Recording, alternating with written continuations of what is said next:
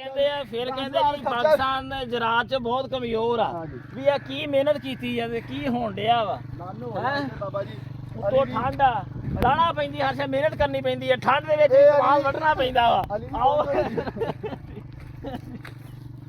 ਉਹ ਕਿਹੜੇ ਨੇ ਓਏ ਭਾਜੋ ਇੱਥੋਂ ਕੋਨਾ ਲਾਇਆ ਅਗਰ ਥੋੜਾ ਵੱਢ ਕੇ ਲਗੇ ਅੱਜ ਹਾਂ ਜੀ ਦੁੱਧ ਵੀ ਮਿਲਦਾ ਤੁਹਾਨੂੰ ਅੱਧਾ ਕਿਲੋ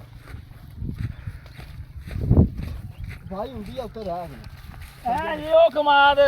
ਵੀ ਜਿਹੜਾ ਹੋਏ ਬਚਪਨ ਚ ਆਉਂਦੇ ਹੁੰਦੇ ਸੀਗੇ ਬਚਪਨ ਤਈਆ ਬਹੁਤ ਜ਼ਿਆਦਾ ਲਾਇਆ ਤੇ ਹੁਣ ਵੱਡੇ ਹੋ ਗਏ ਆ ਹੁਣ ਵੀ ਆਂਦਾ ਹੈ ਅਜੇ ਵੀ ਇੱਥੇ ਹੀ ਰਹਿਣਾ ਕੁਝ ਵੀ ਤਬਦੀਲੀ ਨਹੀਂ ਹੋਈ ਅਜੇ ਤੱਕ ਠੀਕ ਆ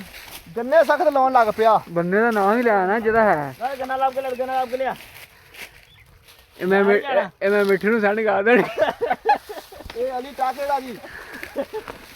ਲੋ ਜੀ ਇਹ ਅਲੀ ਟਾਕੇ ਦਾ ਕਮਾਲ ਆ ਜੀ ਬਾਬਾ ਜੀ ਉਹ ਸਿਰ ਸਾਡਾ ਹੱਥ ਟੱਕ ਦੀ ਇੱਥੇ ਉਹ ਮੀਨਿਆ ਉਹ ਸਾਡਾ ਟਾਕਾ ਵਾ